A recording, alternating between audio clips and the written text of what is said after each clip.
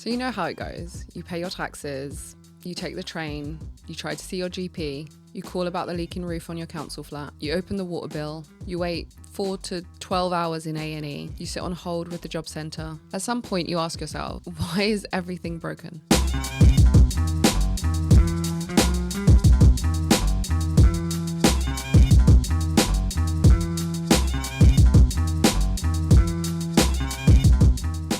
Welcome to the Misinformation Podcast. My name is Z. I'm also known as the Reluctant Accountant, and today I'm talking about the slow motion car crash that is the privatisation of Britain. Look, whether it's water, energy, transport, healthcare, housing, or broadband, if it used to be public, there's a good chance that now it's run for profit, it's owned by foreign investors, and leaking, literally and financially. So today I'm asking the question, how did we get here?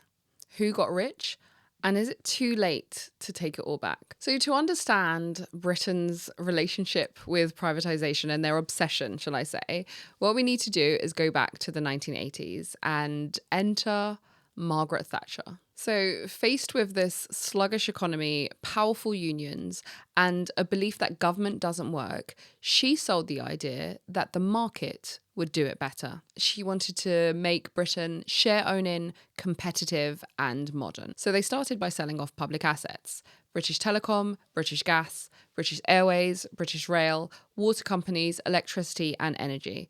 The public was told, you'll be the shareholders, prices will fall, and services will improve. How's that working out? And to be fair, things did get leaner. There were short-term gains, but then profits kept rising. The service quality, not so much. And so we need to follow the money, as always with any of these things, and take a look at what happened. So let's take water, for example. England is the only country in the world where the entire water system is privately owned. I want to repeat that for you. England is the only country in the world where the entire water system is privately owned. Not run by state, not for profit, fully privatised since 1989. So what did this get us? Well, £72 billion paid out in dividends since privatisation. Rivers full of raw sewage, illegal dumping thousands of times per year, aging infrastructure, underinvestment and debt. And companies like Thames Water threatening collapse even as they pay out bonuses to execs. How's that for an ROI? But why stop at water? Let's look at the rail. So British Rail was broken up in the 90s. Now we have this confusing patchwork of franchisees, subsidies, overpriced tickets and delays. So the government pays private rail firms to run the lines. They then raise fares.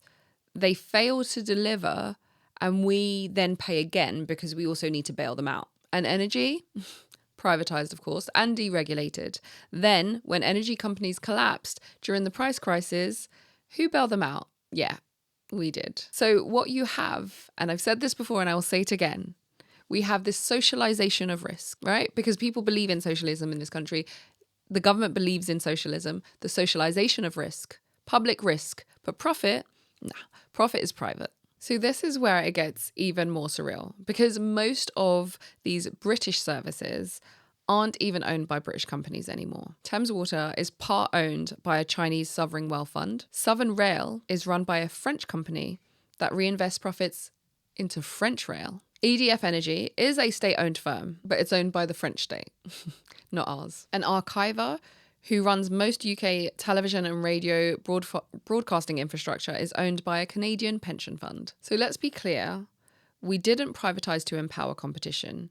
We privatised and created monopolies, which then sold to foreign governments. So we're being charged for essential services by entities whose number one goal is not service, it's shareholder return. And if you're looking for like a silver lining in this, you might be thinking, well, okay, we still have the NHS. Do we? Sort of. Because what's happening now is stealth privatisation of the NHS. More and more NHS services are being outsourced to private providers. GP surgeries are being run by for-profit companies. Diagnostic services are being auctioned off. IT, HR facilities contracted to companies like Serco, Capita, and Virgin Care.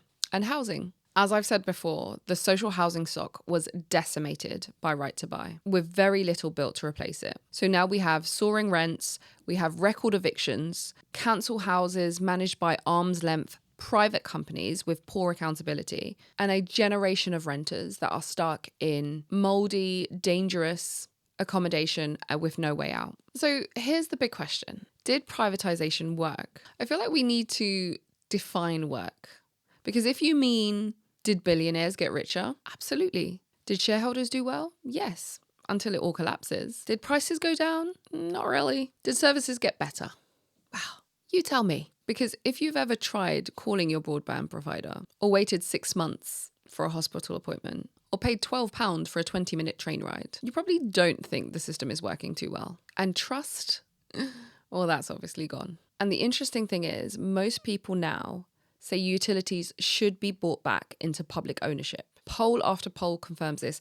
Even Tory voters support it. So you know things are getting bad when those lot are on side. So what now?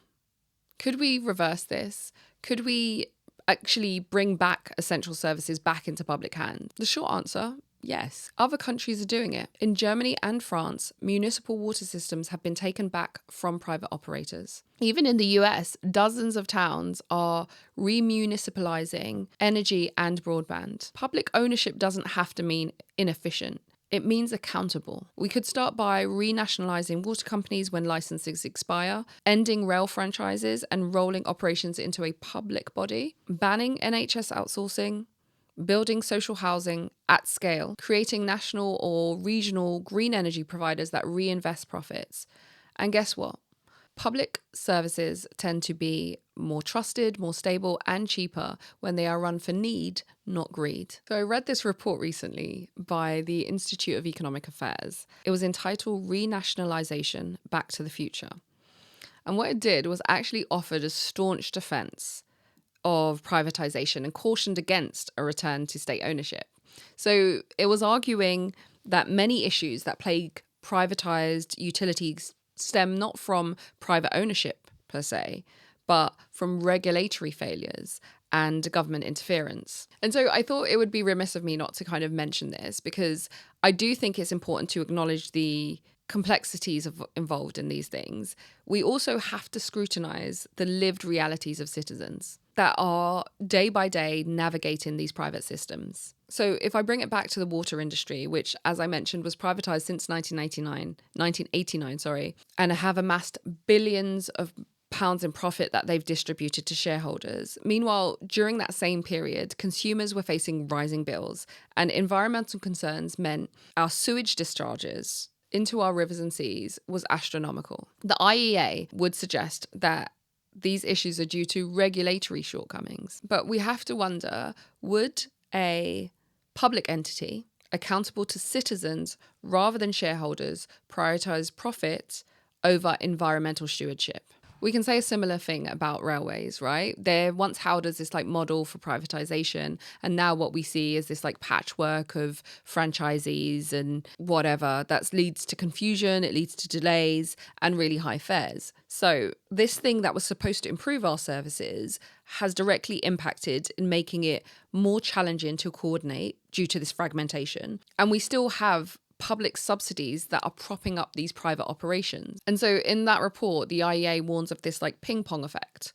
So they're saying like industries oscillating between private and public ownership leads to instability. Yet isn't this current fragmented system already a testament to that instability? I know that there's various arguments against nationalisation, and critics often highlight, for example, the financial burden of compensating the current owners. And the IEA points out like this cost of renationalisation would damage the UK's reputation in terms of upholding property rights. I guess this is a valid concern, but it has to be also weighed against the long-term benefits of public ownership, equitable access, reinvestment of profits into services, and enhanced accountability. Moreover, the argument that public ownership directly leads to inefficiency overlooks the successes of publicly owned entities in other countries. For example, France's SNCF and Germany's Deutsche Bahn, both state-owned, operate in extensive and efficient rail networks. So the key lies in not ownership alone, but in transparency,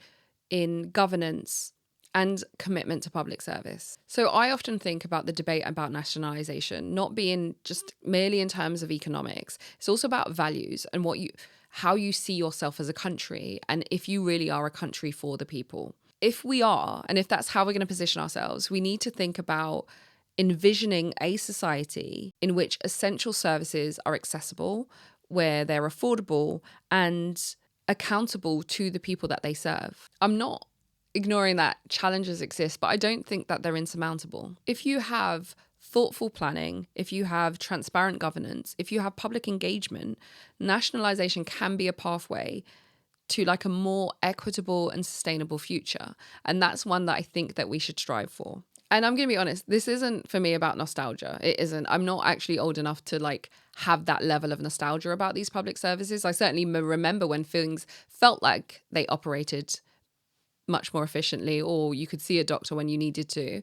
But this isn't for me about nostalgia. It's about priorities. We as a nation were sold the idea that privatisation would bring with it efficiency, it would bring with it innovation, and it would bring value for money.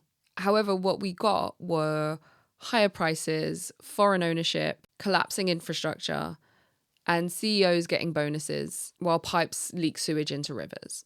And the irony of that, the irony of this kind of all of these staple, real necessary essential services in the UK being owned by foreign entities is not lost on me, especially when we have those people that purport to be, you know, so concerned with the sovereignty of this country, essentially backing these kind of deals because they're the ones that profit from them. So maybe with that in mind, I think it's time that we stopped asking, can the state afford to run public services? And perhaps we start asking, can we afford not to? I think essentially Britain doesn't just need to fix what is broken. They need to take back what was stolen. And that's all I've got time for today. Thank you again for joining me on another wonderful episode. I think it was wonderful. I hope you did too. If you've got anything that you'd like to comment, please feel free to leave a comment. Share this if you'd like. You never know whose life you may change by listening to my voice. For better or for worse, you know, I'll take both. I will be back again next week. In the meantime, if you'd like to catch me on social media, I'm on TikTok and on Instagram at The Reluctant Accountant. That's at The Reluctant Accountant. Also, if you are listening to this as an audio, you can watch the video of it on YouTube. The channel is The Reluctant Accountant. But in the meantime, in between time, thank you, and I'll see you next week.